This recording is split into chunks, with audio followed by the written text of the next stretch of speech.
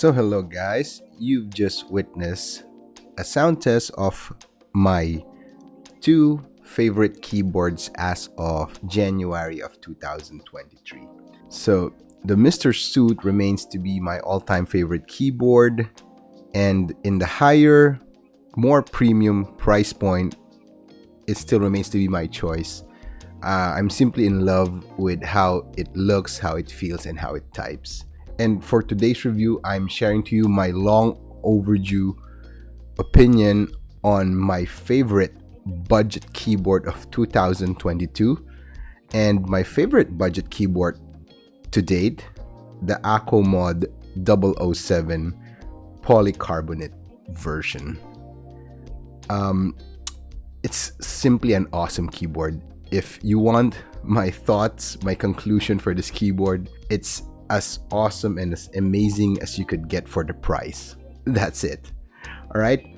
But diving deeper, this is a full keyboard kit priced at a very appealing 5,799 pesos.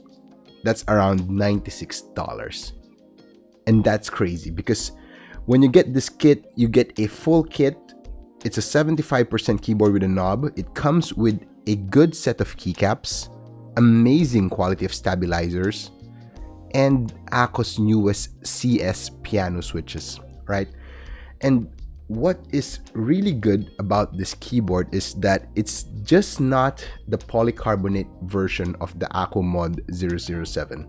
So I have that in my channel. I reviewed the aluminum version of the ACOMod 007. When the Keychron Q1 came out, it was a game changer at that time. So you couldn't purchase a full aluminum keyboard at that price point. And then one of the main competitors of the Keychron Q1 was the Mod 007, and also a good keyboard.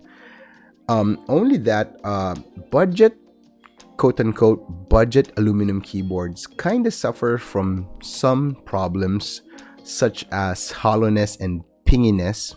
The more budget-oriented aluminum keyboards kind of suffer from that hollowness and pinginess, especially since those keyboards do not have an internal weight in them. What we have here is not simply the polycarbonate version of the Mod 007 V2, because there are a lot of changes that was implemented in this keyboard, and mainly one of the biggest changes that they implement was the presence of a per key flex cut in the PCB.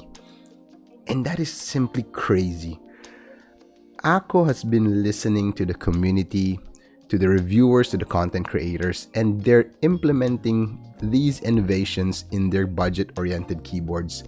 By no way are they the first who implemented this. If I'm not mistaken, probably it was OWL Labs in their Mr. Suit, OWL Labs Spring, that they have these crazy amount of flex cut in the PCB.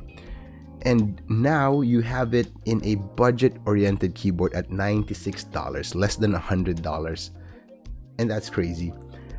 Before we were trying to say to ACO, please make a south-facing PCB, put a daughter board, make a cherry profile keycaps, and they've been complying. They've been complying to the requests of the community, and now we have this, the Mod 007 polycarbonate version. It's marketed as a clacky keyboard out of the box, very bold, no mod needed. And I would like to confirm, guys, that they almost hit it 100% with those bold claims. This keyboard is as beginner friendly as you could get. Very easy to modify if you would want to modify it, but out of the box, it simply is good. Now let's dive deeper into the components that you get with this kit, because it's really good. You get a keycaps that is a double shot ABS keycaps, and though I would be honest and tell you that these are not as thick as the ACO keycaps that they sell separately. So I recently reviewed the ACO Mars Green Cherry Profile keycaps, one of their recent releases of Cherry Profile. Also their ASA, OSA profiles that I've tried. These are a bit thinner than those keycaps, but it's very decent. It's really good, and I'm not complaining. It feels good. I like the texture. I like the feeling. I like the sound. A bit more on the clacky side of the spectrum. But yeah, not really complaining on these keycaps. The legends are really nice, very clear, very crisp, and again, no complaints whatsoever. Next up is the ACO CS piano switches. Boy, oh boy, really impressed by these. Really clacky out of the box when stock. A bit of scratch, but on actual usage, that scratchiness is insignificant for my preference. And when I lube this up, so these ones right here are already lubed. I lube them using a bag method for the springs and a tub method for the stems. So mind you, I did not even lube the housing on these ones. After lubing them up, the sound profile kind of changes a bit, kind of tames down the clackiness of the switches, but still very lively. Still would say a bit on the clacky side of the spectrum. Feels really smooth, feels really good. I love it. I really love it. I love the feeling, the actuation force. A lot of the guys out there were wishing that ACO sold these CS piano switches separately, and I would agree, because I would love to use these switches in my other builds. That's how good they are. And lastly would be the PCB. Are those perky flex cuts, are they really working, or is it just a gimmick? Suffice it to say, I would tell you that it really works. What I do love about the Mr. Suit is that the Mr. Suit is not as bouncy as this one, but as an effect, those perky flex cuts kind of give you that vibration feeling when you're typing. And that feeling is really evident in this keyboard. There's an isolated level of flexiness because of the perky flex cut. There's that vibrating feeling on your fingertips when typing. Really amazing.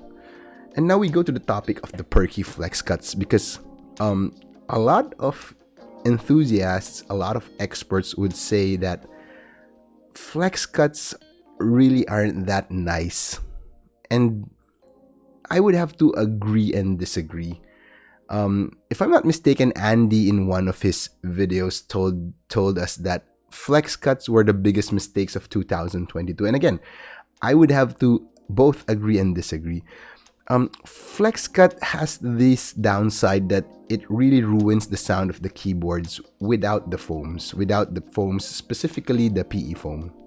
And there's a simple reason to that, is because that flex cuts over there, the sound passes through, scatters everywhere. The sound is really not as solid when you use it without the foam. However, that flex cuts, in my opinion, those flex cuts, they really improve the typing feel, only if you want that bouncy, soft typing feel. And I've tried a lot of keyboards, and I would tell you that the flex cuts, the perky flex cuts in the Mr. Suit, really has a different feeling compared to the other flex cut implementations in the other keyboards that I've tried. And that feeling is somewhat evident in the Mod 007 Polycarbonate. Now, again, is it good or is it bad? It's bad in a sense that this keyboard, would not lie to you, is PE foam dependent. Without the PE foam, the sound is simply meh, right? Is that bad? No, because I think this keyboard is targeting the beginners trying to get deeper into the hobby. And for a lot of those beginners, for a lot of those subpopulation, we really love the thocky, foamy, marbly sound profile. Is that bad? No. To be honest with you, I love the sound profile in some of my keyboards. I love the raw sound that more experts, more enthusiasts, or people deeper into the hobby would say, we don't like foamy sound, we don't like marbly sound, we love the raw sound of the keyboard. I love and appreciate both. And that's the reason why I have a lot of keyboards, all right? So it just depends on my flavor of the day. There are days that I would like the foamy sound. There are days that I would like the raw sound. the sound without the flex cut, without the foams. And I think for what this keyboard is offering, it's really targeting that population that would like the foamy, PE foam, marbly sound profile, bouncy typing feel with the flex cuts. And that's an honest opinion on this keyboard. So this might not be for everyone, but really a lot of people would be happy, especially if you consider the price. The only things that I did with this keyboard, aside from lubing the switches, would be to add a little bit of lube in the stabilizers, which are really awesome. I think this TPU plate mounted stabilizers from Akko are one of the best plate mounted stabilizers out there. Akko, please do sell these stabilizers separately.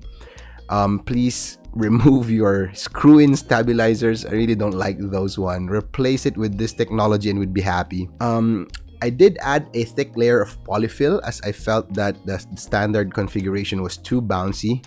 Adding a thick polyfill layer on the lower case helped bring the sound to a more solid sounding signature and eliminates or decreases the bounce a bit. No hollowness. One of the advantages, I think, of a polycarbonate housing for budget keyboards is that you'd have less or minimal or even no problems with hollowness and ping compared to the aluminum counterpart where you have to force brake mod it. This one really out of the box. So that's it, guys. Amazing keyboard. You should really consider this if you're looking for a good 75% budget keyboard with flex cuts, good sound, good switches, good keycaps, good everything. All right. That's it. I love it. Simply love it. What's next on the channel, guys? We recently hit 3,000 subscribers. Woohoo! Amazing. Thank you everyone for the support. I am hosting a giveaway on middle of February. Lots of items to be given away. We have a bare bones Akko keyboard, lots of switches, desk mats, modding needs. I hope to see you there. Upcoming keyboards, we have the JRE65, the Final Key, V65R2, QK75, and a lot more. Really amazing. Sorry for the delay of the video. I've been busy a lot with work and life, but I try to deliver as much content as I can. And yeah, amazing. Here's to 3,000 solid, strong subscribers. Hoping to hit 4,000, 5,000, and more soon. See you guys on the next video.